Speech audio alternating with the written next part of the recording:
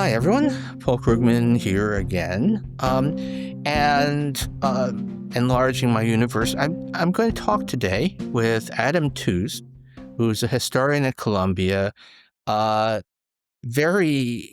has a very unique, very influential. I think it was even pre-Substack, but it's now on Substack. Chartbook, which has a lot of charts, but also just kind of gives you a lot of information about the world. I know that there are people who are absolutely fanatical about it, but I also wanted to speak with Adam because I've been writing some, talking some about Europe, and Adam is got complex background, which we can talk about a little bit, but certainly knows Europe and especially Germany far better than I do. And I wanted to talk, but wherever the conversation takes us. So welcome to my virtual studio. Yeah, pleasure to be here, Paul. It really is. So just quickly, so you were born in England, right? Yeah. But mostly grew up in the former West Germany. That's right. Yeah, in Heidelberg. Yeah. And now In you're the at Columbia. sector. That's Yeah, right. teacher. Yeah. And yeah, which is just up the road from where I would normally be, although short sleeves, I'm actually someplace a little bit more more You're comfortable. looking a little tan. You're looking as though you've had some sun. Yeah. I probably spend more time on Europe than the vast majority of U.S. based economists, and actually, work on, think about it, have relatively we talk, but I'm often more upbeat about Europe than most of the Europeans I know. But it's in the news now. The Trump's national security strategy sort of is, no problems with Russia, China, and then completely lashes out at Europe. And as somebody who has a foot on either side of the Atlantic, which must be quite uncomfortable. How do you? First of all, maybe start there. How did you feel when seeing this stuff? Yeah, I mean, I'm glad people are paying so much attention because I remember my shock at reading the national security strategy of the first Trump administration.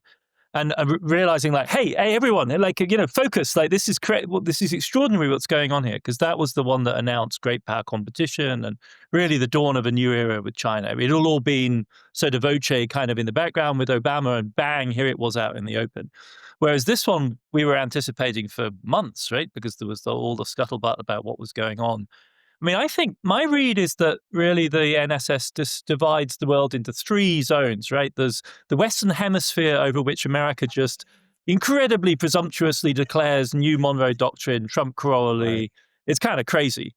And then, as you say, there are the other great powers with whom one deals kind of peer-to-peer in a way.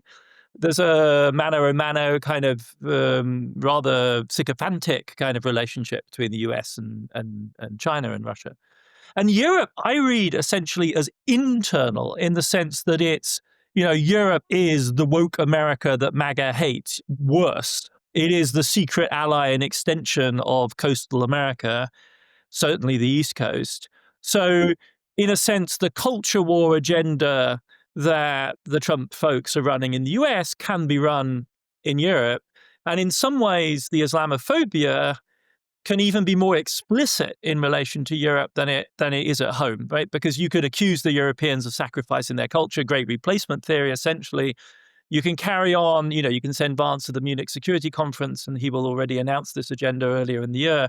And so that's what we're seeing in a strange way.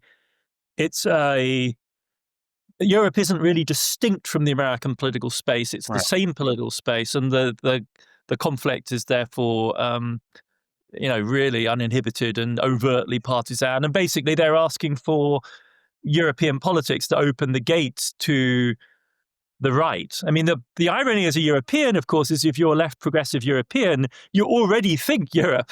The idea that somehow it's a bunch of woke progressive liberals opening the door to Muslim migrants. Just go look in the Mediterranean. Like on a bad day, there's dozens of people drowning, like with Frontex blocking the way. The whole thing is a MAGA fantasy, but it is projected onto Europe in a really dramatic way. That's kind of unique, I think, in the MAGA universe.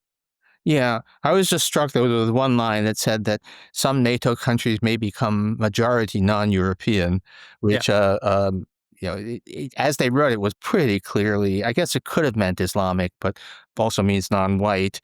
Um, yeah. although, last I heard, although it's a funny case, Turkey is a member of NATO. Uh, Yeah, no, I mean, I think this is a way of talking about majority minority America, right. but talking about it in Europe instead. And I mean, the drama is real, right? So the drama in Europe is very extraordinary. If I grew up in West Germany in the early 70s, mine was literally the first cohort of foreign kids to be admitted to German schools. Now, in the big urban areas of Germany, more than half the kids in elementary school have migrant backgrounds. So either they themselves are migrants or one of their parents was a migrant. So Germany, anyone who's been to Central Europe will know that the transformation is absolutely radical. The old imperial metropolises, but Paris, Brussels, London have always been the Dutch cities have always been very cosmopolitan, but Germany is radically transformed. And so there's a real thing there. There's a real Yeah. change that's extraordinarily dramatic. But yeah, no, MAGA's scaremongering in this grotesque way. So if so they're projecting, but reality in Europe is something. So I want to talk about migration. Actually, let's just talk about migrants. So that's really there's really a much larger non-white European population pretty much throughout Western Europe than there used to be. I don't know what the numbers are like, but how Well, in many? Germany, if you take the two parts, so non-Germans, Ausländer, so-called. So non-Germans living in Germany are about, out of a population of 83 million, about 12 million.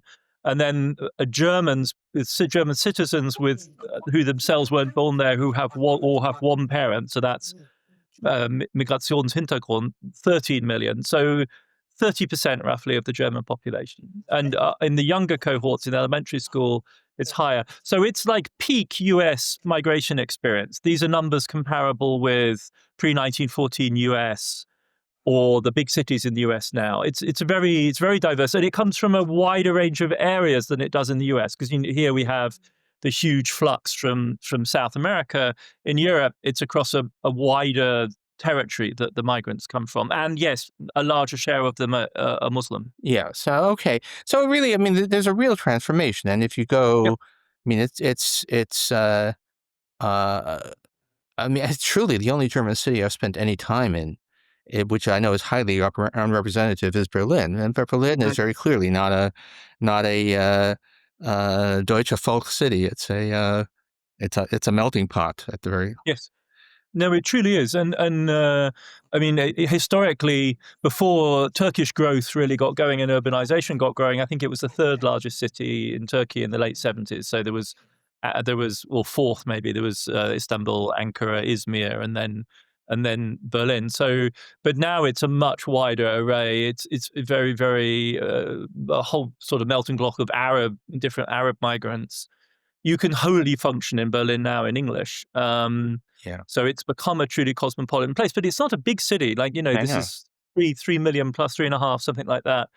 So it's also quite intimate feeling. And yes, the German chancellor, who has a knack for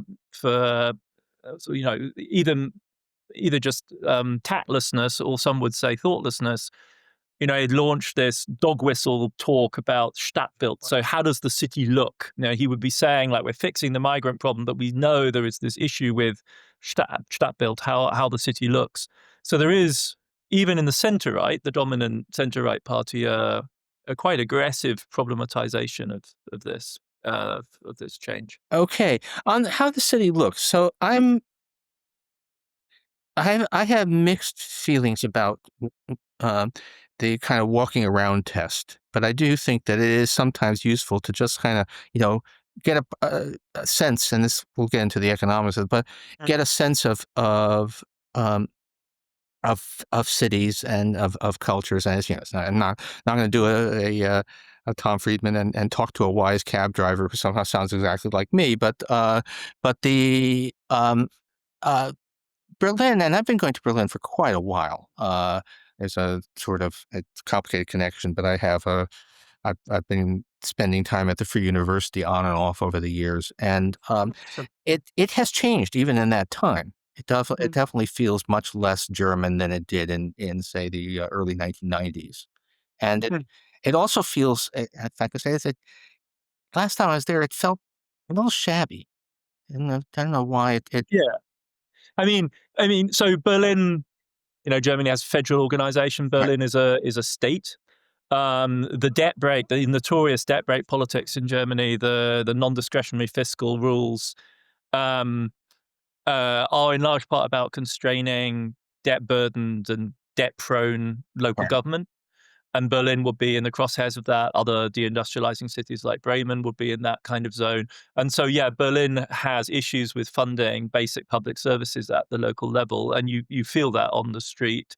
I mean, it isn't New York on a bad day, let alone other American cities on a right. bad day, but it is no longer a spick and span European. It's not like a Zurich or somewhere like that. So yeah, you feel it. It has a rough edge, and the drug market in certain parts of Berlin is extraordinarily open, much more so. And these are hard drugs than you would see in New York. There's a kind of withdrawal of policing that alarms people. The levels of violent criminality are lower than, lower than the levels in the US, which themselves are easily exaggerated. So, it's at that level a very safe place, and the basic infrastructure of public services like transport are way better than in any comparable American city. So I always say to the Germans, it's like misery at a high level, Misere auf hohem Niveau. Like, Okay, it's not glossy. Berlin perhaps was never really glossy. What Berlin lacks is real wealth, right? So Germany's economic geography is interesting because once upon a time, pre-45, the new capital of Germany after 1871 attracted all of the corporate headquarters, right, Deutsche Bank, Siemens, everyone was there. Not the Ruhr, the big old steel money, but all of the new money was there. And then after World War II, as it became an island in the Cold War, all of the big money went elsewhere, to Frankfurt, to Munich, to Hamburg, and it hasn't come back with reunification. So it's a really unusual capital city because until about 5 years ago, it lowered average GDP per capita by including it. Like, Paris and London are a large part of the UK and the French economy. Berlin was a net drag on German GDP. No yeah, longer, but that's recent. and it's actually completely off. But I just Zipf's law. Zipf's law, and on city sizes for the United Yeah, States. If you rank our metropolitan areas, the population is inversely proportional to the rank. LA is about half the size of Greater New York. Chicago is about a third the size, and it's a shockingly exact relationship, and it's held true for more than a century. Germany doesn't look like that at all. There's no no. real dominant cities. No, no. And so Germany's economic geography is, it always was, and it's one of the charms of the country. And you mentioned earlier on the folk idea. That's kind of projection always. Like, they have to imagine themselves a unified, homogenous nation, whereas in fact, both in terms of ethnicity, culture, migration, and religion, of course, with the Catholic Protestant divide, it's a very diverse place. Nope. Only, I think, one time maybe in modern political history has a party achieved 50% of the vote. Okay. The Nazis never came close, 37% in a free and fair election. Konrad Adenauer, so Christian Democratic, boom time West Germany, with the East locked off, all the communists gone. They got to 51%, I think, in the early 50 election. That's the only time it's ever happened. So the society is constitutively diverse, plural, and regionalized, highly regionalized. And so, yeah, you don't have the one big. It's not like a London it's not like a London or a Paris kind of situation. So, let's talk economics, and we probably want to come back Mm. to some of this. But um, so, Europe is still certainly the EU, or the EU plus the UK as an economic power, is not that much smaller than the United States, and Exactly. People always forget this. Yeah, it's yeah. yeah. I mean, it's a really and get to the numbers, but there was this big report a couple of years back by Mario Draghi, former. Yeah, Well, last year. Yep. yeah, and Draghi, and although I love Ben Bernanke, Draghi I think is history's greatest central banker. Yep, Save the no euro. question. Yeah, Um, most and consequential. in this report, which is quite bleak about Yeah. Europe is falling behind, and I have I I'm a little bit of a contrarian there, but I'm not sure that I believe my own contrarianism. And sorry, the long windup, but the walking around test. I just, for complicated reasons, spent a fair bit of time in the Netherlands. And walking around, certainly walking around where I was, Rotterdam, Leiden, and you can't walk around Amsterdam because there are too many damn tourists. But walking around the Netherlands does not feel backward, does not feel like it's lagging. But last time I was in Berlin, it kind of did. And again, Berlin is very unrepresentative. Mm. But you had just wrote a really long, quite pretty grim piece about the state of the German economy and political Mm. scene. But how do you feel that Europe is really doing as badly as the Draghi report suggested? Well, I think we have to distinguish like levels, growth rates, long run trends, right? And the levels argument with Europe is, I think, overwhelming. Like if you're Rawlsian veil of ignorance, you don't know which passport you're going to end up with. You just are praying it's the Dutch one or Right. some high performing E one, because the level. You could also say history ended there and like it ain't broke, so why fix it? Like what higher material standard of living could you aspire to than a comfortable position in the Netherlands? It is, on the other hand, it's the size of New York and it has the GDP roughly of the same size as New York State. So it's a small part of a much bigger picture, which is more diverse and more uneven. But I think the levels point is very well taken. Same even for Italy, which is generally seen as one of the real laggards, but it's not for nothing that people go on holiday there. It's a very, very attractive way of life. And I think there's a lot of undermeasurement of quality of life aspects in those numbers. The growth rates are the thing that's been really worrying for Germany. So Germany's economy has essentially had a lost decade.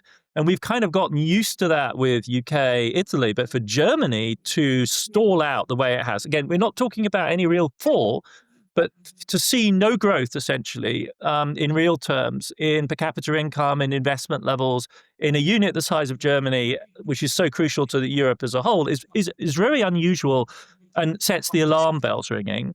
And if you then look at the stuff that Draghi was looking at, which was very informed by the new theories of innovation, Aghion, this kind of stuff, the Nobel Prize winners, that were looking at Schumpeterian logics of like, are you investing in the right sectors that are going to generate the creative destruction that will generate the long run innovation? And you look at where the R&D is concentrated in Europe, what R&D does happen in the private sector, which is lower than either China or the US. Where it happens is in what people now call mid-tech. So 10 years ago, 15 years, 20 years ago, investment was heavily concentrated in R&D in the German automotive sector. Right. And last year, it was still heavily concentrated in the German automotive sector, which is now being overtaken by the Chinese EV manufacturers. And I think it's like this strange combination of a Wile E. Coyote kind of moment with regard to standard of living. It's like, oh my God, like we're kind of suspended in midair as everything is just fine. To the German question about where's the growth gone, to the third layer of question, which is where is it going to come from in future? And how do we feel about placing third in a heavy hitters battle of oligopolistic, capitalist, state capitalist kind of models that we're seeing in the US and China? And that's where I think the anxiety comes from. Yeah, I mean, Europe has really been largely shut out of the sort of tech, which is not actually right. There are other kinds of tech. Platform economies. They're really the platforms is they're totally out. And that's for real. That's clear there in stock market valuations and so on. And Draghi, basically one of the things that people, you need to read a little ways into it, but that all of the measured productivity difference between Europe and the United States is really tech, and other stuff looks the same. No worse. And which raises questions about is that how well do we even measure productivity in tech? So are those numbers for real? But Germany clearly is kind of stuck in the past, right? It really, no, it's really extraordinary. If you look at the leading German companies, they're 100 years old. And once upon a time, you were 120 years old, 150 years old in some cases. We would have once celebrated that. and America not so long ago also did, like a GE, a GM, a Ford, AT&T, like these were the bastions of the mid 20th century economy. And Germany has kind of remained stuck there, really.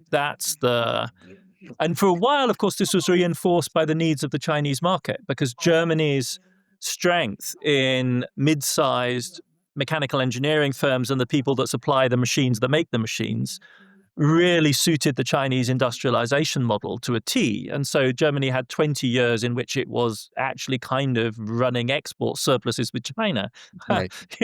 which takes something. Only, And that has flipped on them really badly in the last 5. yeah, and Germany now, it's one of the things that, I mean, you talk about it, everyone talks about now for Germany is deindustrialization, that the industry, which is kind of wild to, I mean, it really says that if you like, the Trumpian theory of deindustrialization has to be wrong, because Germany still runs large trade surpluses. Exactly. And when we say deindustrialization for Germany, we're only talking convergence to the norm of a UK, a France, an Italy, a US, right? Germany has an outsized manufacturing share. Okay. Even, when everyone was industrialized, it did. It was in that Japan, Belgium league of like super high industrialized countries. And it's retained that edge. And this was one of the benefits of this 20-year period where they really benefited from globalization. And deindustrialization in their case means convergence. Right. And they're losing. I mean, they've lost their surplus with China. So there's a hint of Trumpy kind of logic there, or China shock kind of logic, shall we say. But there's still they're running a surplus with somebody, I guess. Oh, yeah. Yeah, overall, they're still running large surplus with almost everyone else. Although, yeah. It's funny, the oddities, it turns out that looking at bilateral U.S.-European trade, you get very confused, because some of it is clearly all wrong. The U.S. normally runs a surplus with the Netherlands. Well, this is the Brad Setzer kind of logic, right? There's stuff going on in the accounting of American. No, there's some of it is that, there's the leprechaun economics, one of my contributions to the title, but with Ireland. But a lot of it's just Rotterdam. A lot of U.S. exports to Europe are going to Rotterdam and then being transshipped into. But it's the thing is, around 15 years ago, Germany was feeling pretty good about itself. I mean, more than good. They were feeling quite arrogant about their economic performance, right? I mean, at the time of the European debt crisis, obviously, Germany was lecturing everybody else on how that we are responsible and we know how to do things. But you see it in the numbers too, right? They did, and I mean, so the thing we haven't mentioned so far is kind of extraordinary. We've gotten this far without mentioning it. Is the debt brake? So, in the 90s and the 2000s, so in the 90s, you have the reunification boom, which involves about $1 trillion, euros worth of spending, which generates a boom, which also a bust. And then you get this combination of labor market, social security. People call them reforms. I prefer to call them a shock or a change, because they actually create the low-wage labor market. Okay. But then this considerable boost from export surpluses and the extension of the German supply chain into Central Europe, where the high-tech German manufacturers are building out. And all of that sustains their growth through the 2000s, and they emerge in a relatively strong position during the European crisis. And in 2009, they adopt this policy of basically zeroing out deficits at the state level. Right. And very tight constriction of federal deficits. And that takes a while to work its way through the system. But from the mid-2010s onwards, they're beginning to run surpluses. But the cost of that, of course, is the erosion of public investment. Yeah. And they move to a net negative public investment regime, which is terrible in the long run for the industry. Net negative in this case means that they're stuff is depreciating, public sector stuff. I was really, the railroads are shockingly bad, right? Absolutely. Yeah. No, I mean, there's all these stories about everyone else in Europe's reliability and punctuality statistics are dragged down by the fact their trains pass through Germany, where they invariably pick up delays. It's a complete shambles. Yeah. And it's just an effect of chronic underinvestment. It really isn't rocket science. It just matters more to Germany because compared to the US, where passenger transport never really was the priority of the system. It was always really freight. In Germany, the passenger transport sector is really a crucial part of the public infrastructure, but education as well. I mean, the school system is dilapidated. The road network is dilapidated. All of this talk now about national security, you can't actually move heavy military equipment across Germany safely because the bridges aren't robust enough anymore. Good God. So it's pretty astounding, really, how according to the data, America's public investment is higher. Which I don't know, living in the Northeast, it's a little hard to believe, but Yeah. that's what the data show. I have to say, well, yeah, no, but we have, I just, I mean, again, Berlin, the public transit is really fantastic by U.S. standards. Although New York, it's ugly and has rats, but it's actually very fast. So I know it is, and it's cheap. I mean, New York is yeah. I agree. I was thinking more of the whole corridor. If you take the rest of America is it's all cars. But and mind-blowing. Yeah. the thing that also shocked me is places I basically spent time everywhere but in Germany and Europe and in Italy. It's always a real shock on the couple of times I make a transit from. Italian trains are now terrific. And Yeah, absolutely. Maloney, it wasn't Maloney because it predates it, but you could say Maloney has made the trains run on time, which Mussolini never did, but she kind of has. Yeah, I mean, it's a modular technology, right? You should be able to just roll it out. As long as you spend properly. The Spanish network is extremely good as well. So no, I mean, I like your contrarian.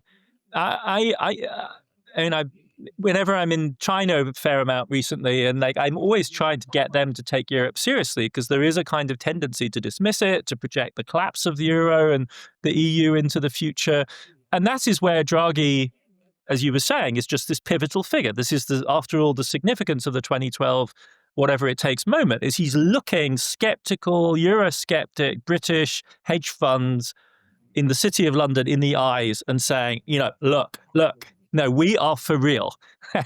Do not bet against this. I will make you pay if you bet against it. Yeah.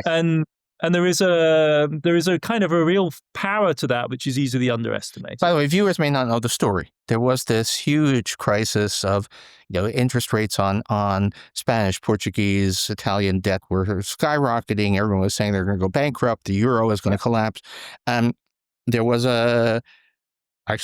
Paul de Grauw, Belgian economist, said, this doesn't look. This is a panic. That the numbers don't really justify this. And Mario Draghi actually, I think he read de Grauw, but anyway, he agreed and said 3 words: whatever it takes. That the ECB will stand behind we'll make sure the countries don't run out of cash, and the crisis just evaporated like nothing. Yes. Most effective central bank statement in the history of humanity, I'm sure. And so yeah, great. But now he's sounding the alarm, and it just but it as you say, it doesn't.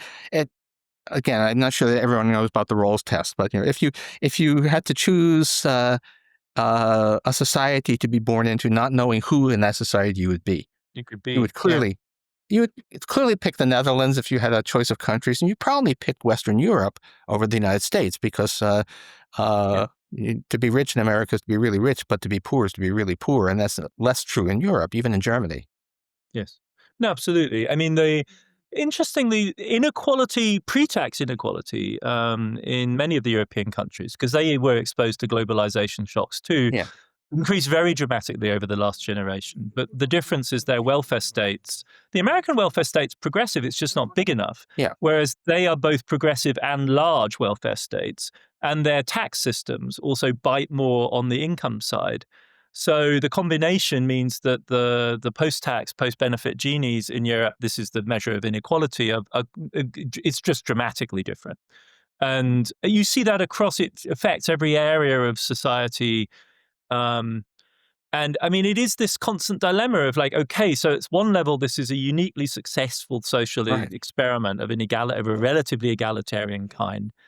But how do you guarantee its future? And one of the more alarming things I think about the Draghi report is his prescription, which was basically to say we need more state capitalism. We need more effective collaboration. I mean, there's lots of different ways of putting this. Some of them are more polite, some of them are more critical sounding. But essentially, we need more productivity growth and profit enhancing collaboration between government in Europe and the private sector. Because that is the formula that we have seen work both in the US and China to generate, as you were saying, these outsized performance gains, notably in the tech sector. It's not a story just of markets or businesses. It's not a story just of government. It's a story of the two collaborating. And essentially, he's saying the Europe have been overzealous. The Europeans have been overzealous when it comes to anti-competition regulation, and they should be tolerating higher oligopolistic profits that will be churned back, we hope, into investment and therefore productivity growth. That I took to be the message of Draghi, and he may very well be the most consequential central banker. You could also read him as he is the most articulate mouthpiece of European capital, right? Of European business, and in the grand sense of architecting strategy for European business, he is the person who articulates. So he's basically calling for what the French used to call national champions, except that they are continental champions. Right? Yeah, he's very French. I mean, the whole thing. This is one of the debates that going on. We've been talking a lot about Germany. The headlines have been grabbed by political turmoil in France, worries about the bond market. But in one way, you could definitely say that the debate in Europe in policy terms has been sliding in the French direction. Because a way of reading Europe over the last 25 years is they drank the neoliberal Kool-Aid. They really actually took a whole variety of things very seriously. Highly independent central bank, non-discretionary fiscal policy, no picking winners on industrial policy, to the point of, and then really rather effective policing of competition in the interests of consumers, barring various types of industrial merger. So not the American sloppy, loosey-goosey kind of market monetarist deal, but something much more hard-nosed. And essentially, Draghi is saying maybe we played too much by the rules. Maybe we took all of this far too literally. Maybe actually what was going on was another kind of model, and we need to be realistic about it. And the people who have preached that consistently have been the French. Now, that's interesting. Actually, I have done zero homework on France. How is France doing? Just quickly. Well, I mean, the two dimensions to this, like the bond market is the thing that gets the headlines. Right. And what's happened is that during the crisis we were referring to 15 years ago, France joined Germany in the high quality debt club, in part because the Germans weren't issuing any debt. And if you're a bond trader, you love debt because you've got to actually have something to transact in. And so French government debt served as a near substitute for the non-existent German debt. And so OATs are so-called, these are French government debt, were very popular. Their price went up, their yield went down. And what's happened in the last 4 or 5 years is that France has slid back towards the Spain, Italy camp, and that's come as a huge shock to Paris because its debt level is almost American. It's not quite American, but it's almost American. And if you're France and in the Eurozone system and you don't control your own central bank the way the US potentially does, this is worrying. It's only really, really worrying, not from a macro point of view. There's nothing reason to panic. It's really worrying because the politics of France is deadlocked. And the Macron effort to stabilize a centrist, pro-market liberal policy has failed. And so really the question is whether or not the far-right Marine Le Pen's far-right party doesn't break through at the next presidential election. Because to stop her now would take a coalition of centrist and leftist forces, and it's not clear anyone's in a position to articulate that. So that's really, it's kind of like a bond market situation that's a little bit iffy, but not really in any way critical, combined with genuine uncertainty about the functioning of French democracy. Yeah, I guess we should get there. Although actually, don't let me forget. I want to come back to politics in a sec, but just one more thing. The one thing that Germany has low debt, but it also has dreadful demography, right? I mean, it's Or is that not true anymore? Natural demography, yeah, dreadful demography in terms of because the bargain for women of childbearing age is really shitty. Like, Yeah. the labour market conditions are not what they should be, and childcare is catching up, but it's not as good as it should be. So a lot of women have opted out of that kind of bargain. So there's what you do see is an awful lot of part-time working. If more women were employed at full-time rates, more according to European averages, then the labour market issues would largely disappear. Yes, there is bad demography. Germany, there's plenty of people who'd be happily part of the German labour force. It's just a question of whether German society can absorb them. Yeah. That's right. The issue. I mean, fertility is well below replacement, and the population will shrink. And I guess last projections I saw said that not that France is awash in babies, but that still at a certain point, sometime in a few decades from now, Napoleon wins and France has a larger population than Germany. I just think that's a matter of migration trends. Yeah. Okay. So, all right, let's talk. So we have these European societies, and Germany is certainly it's kind of less cushy, less comprehensive social safety net, but still beyond the wildest dreams of the American left. France, even more so. The economies they're not poor, and on the whole, it's sort of everything a U.S. a center left American would, beyond anything that you could reasonably hope to enact, and yet you have the right, the hard right, definitely gaining strength. And the last piece I read of yours about in Germany, the AfD, I don't know if they're actually worse really than Le Pen's people, probably, but but you do have a party that is pretty obviously neo-Nazi, that is really gaining strength. So what's going on? What feeds all of this discontent? Well, I mean, I would say the analogy is close. Let's just start in the US. I mean, let's start with the GOP that we're familiar with, right? There's a neo-Nazi wing, an outright fascist wing, Hitler saluting, the whole works. They aren't, I would say, the majority of any of the far-right parties. I mean, all of these parties are not to the right of the GOP. It's important to emphasize that. They just happen to be in Europe. Like, the AfD is by no means more right-wing than Trump's GOP. So they're just German, which is worrying. That's interesting. Yeah. I mean, like the opinion polling on Germany suggests there's about a 1 to 2% of the population which are actually Nazi. Right. Then you have a 5 to 10% who are hardcore authoritarian, post-democratic, and then you have currently they're polling in the mid-20s. They've never gone higher than that.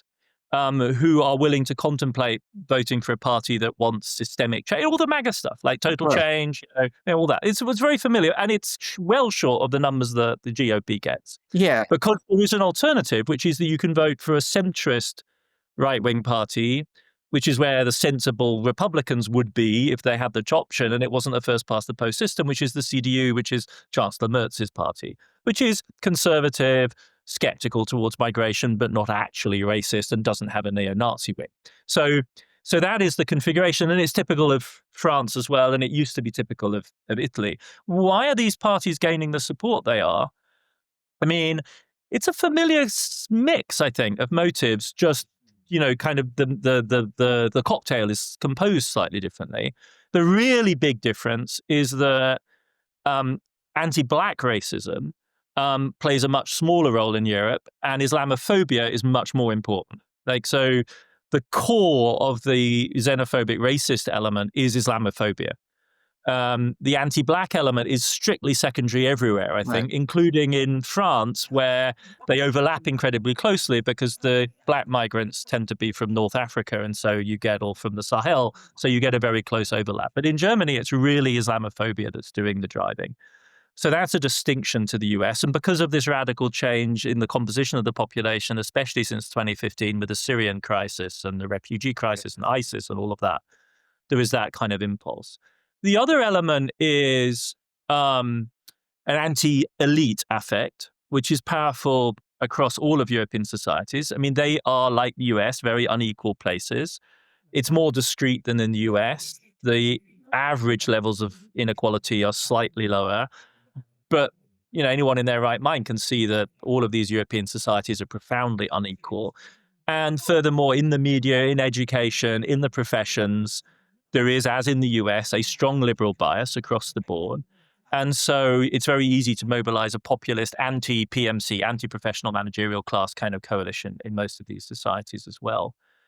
And then you've kind of got the growth story. Like, substantial minorities of the European population are kind of wondering, like, where their promise, it's not the American dream type thing, but nevertheless, where the promise of affluence and stability that was once theirs, where that's coming from, and where the well-paid, secure, meaningful blue-collar jobs are that their dads or granddads used to have, like where that's coming from, and why some Turkish or Arab or Syrian guy has got that and they haven't, and why there's a huge queue at the hospital, and why there's no spaces for kids at school, and why if your nephew goes to school, he goes to a class which is 60% migrant. Like, they're asking themselves those kind of questions. And if you add all of that up, you get to this kind of voter potential. And there's a left behind regions issue as well, right? Oh, absolutely. Huge inequalities. So the DDR is sort of never well, depends where you look. I mean, if you go to Leipzig or Dresden, you'd have that same kind of, oh my God, if there was a single city in the United States like this, it would be headline news. But if you go out to the countryside, the back areas of East Germany, they are, I'd hesitate to say they're not West Virginia, but they are pretty grim places with few prospects, large out-migration of young people, so you get residual components. The polarities are very extreme. They're in fact most extreme in the UK, which we're not talking about because it's not in the EU story. But they are nevertheless, very, very stark. The former industrial areas of Northern Europe, northern France, Belgium, are grim.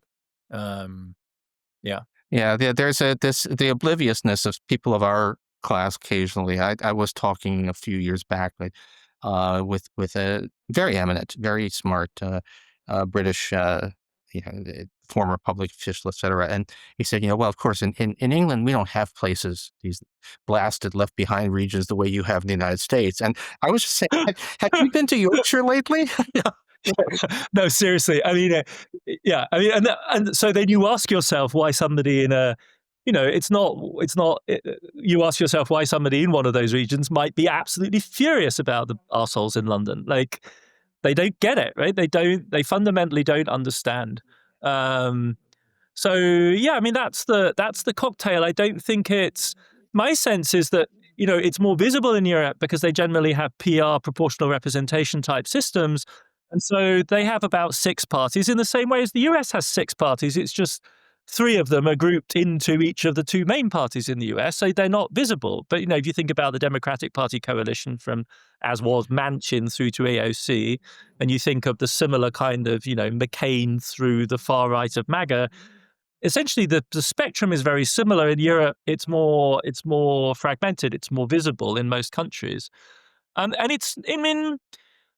there's other thing, there's countervailing tendencies. So the Dutch voted, right, which both of us it's an amazing society. They voted for a far-right government. They got a far-right government. It was a total shambles. And so they voted for moderates. In Italy, the Fratelli d'Italia, who really were once upon a time a post-fascist party, as in we used to be fascists, we're not fascists anymore, not like goodbye to fascism. Meloni really was a street activist of a fascist party. In office turns into something that's more recognizable as a mainline conservative, to be honest, with a hard nationalist edge and a hard culture wars politics. But she's not taking Italy back to fascism. That's not what's happening. Yeah. So Germany is a really fascinating case because they're really, it's a little bit like exchange controls or something like that. They've put what they call a firewall, which is no one will talk to the AfD. And the problem there is what happens when you kind of have to actually make democracy function, or what is the consequence for democracy of just refusing to talk to them at all? And so they're trying a kind of exclusion strategy.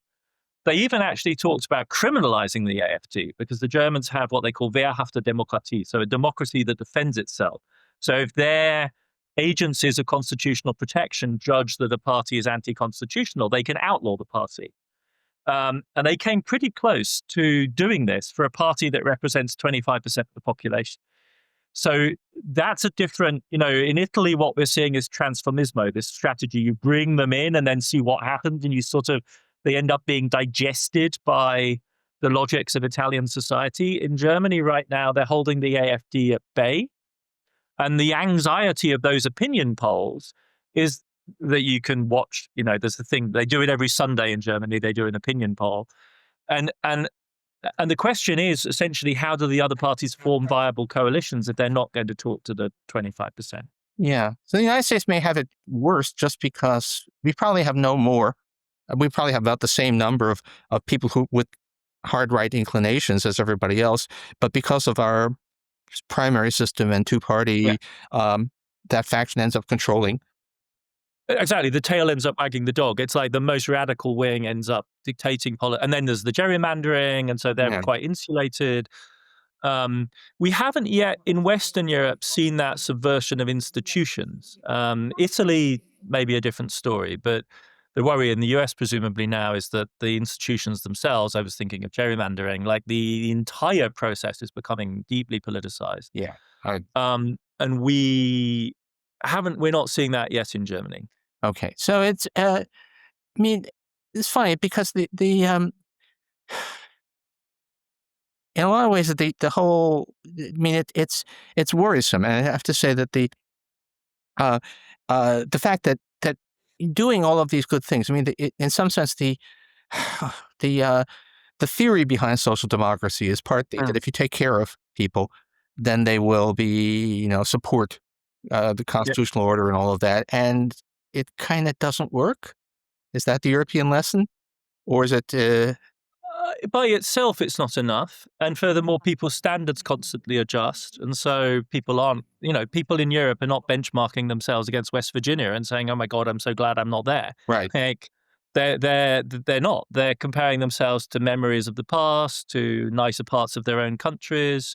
They're doing all of that relativity stuff where they see foreign neighbors getting things which they think they should have. So I think the bigger lesson is that an eviscerated social democracy, a social democracy without politics, without a public sphere that actually does the political education, and I think the left and progressives have to embrace this, like does the work of explaining what this is about and what the trade-offs are, not in the kind of, doctrinaire, heaven's sake, woke sense, right? But in the sense of these are the logics of social democracy. This is how economies work. This is how people fit in. These are the mechanisms that we have to uphold and continue to use creatively. That's, I think, what has been lost not just in the US, because of course it's been lost in the US as well, but has attenuated in Europe. And so I would look, it's more kind of a Putnam story of the erosion of the social institutions that went with social democracy. And one shouldn't, in the European case, either underestimate the extent to which those social democratic compromises, these welfare states, were after all built on top of societies which had gone through the Civil War, full-on murderous Civil War period of the first half of the 20th century. That's right. And Italians on Italians, French on French, Germans on everyone, Pole on Pole, really savage. This was the cauldron of revolution, and it was ultra-violent. Tens of millions of people are killed and are killing. And out of that came these very tightly wrought, powerfully constrained kind of Cold War compromises. And a lot of that fabric, the guts, the real undergirdings of what made those societies what they were, has just eroded and attenuated in the last 30 years. And so what you're left with is kind of high-performing welfare states, but without any of the political guts, without any of the real... The German welfare state still works incredibly well in moderating the difference between pre-tax and post-tax Gini. Right. Does it make Germans feel as though they're part of a functioning social democracy? No, it doesn't. Okay. So just the last, and of course you don't know the answer, but can Europe get its act together sufficiently to be the competitive player on the world scene that it ought to be, if only to reflect its values? I mean, I think, it's interesting, the response to Ukraine. Well, we haven't spoken about Ukraine, but Yeah. the thing that really hangs over Europe, in a way it doesn't in the US. People who are interested in foreign policy follow Ukraine in the US. In Europe, it's like really up close. There are millions of Ukrainians living in Western Europe, especially in Germany. The war's really close by. And America is absenting itself. Yeah. NSS makes that very clear. And so Europe is facing a huge challenge. And I think the evidence is they will rise to it. Not efficiently, not the way you would hope, not by way of EU, essentially large expansion of a EU army. None of that's going to happen. But are they going to assemble a coalition sufficient to deter Russia? Yes.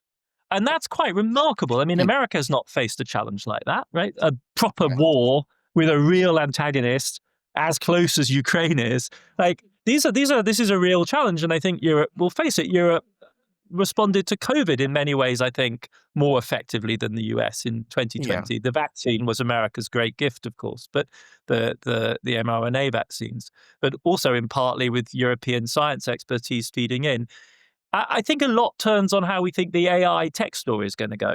If you really think that is the center of all future Yeah. development, then Europe is in a weak position unless it can position itself in the AI using AI application kind of space.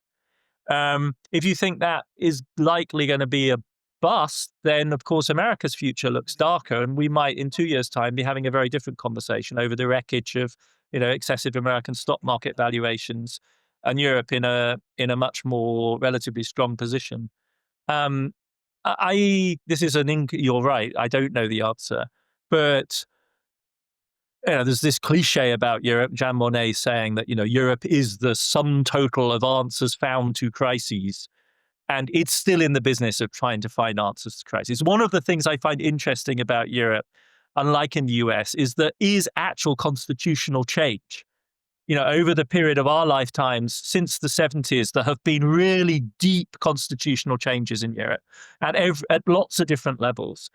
And like the Germans got their act together to find a 2/3 majority only earlier this year to get rid of their debt brake. Like, imagine that Yeah. happening in the US right now. So there's a kind of fluid, even in this old continent, like there is a fluidity of politics and institutions and an openness to quite deep change that unfortunately we don't have in the US. So that's an upbeat note. And I will say, I agree that, relative to what you might have wanted, Europe's response to Ukraine has been, has fallen short relative to what you might have expected. I mean, it's actually astonishingly positive. Yeah, I agree. So there's an upbeat. Okay, so there remains hope for Europe, and God knows we need some place in the world that still believes in democratic values. Yes, Okay, thanks so much for talking to me. it's a pleasure. Thanks for having me on.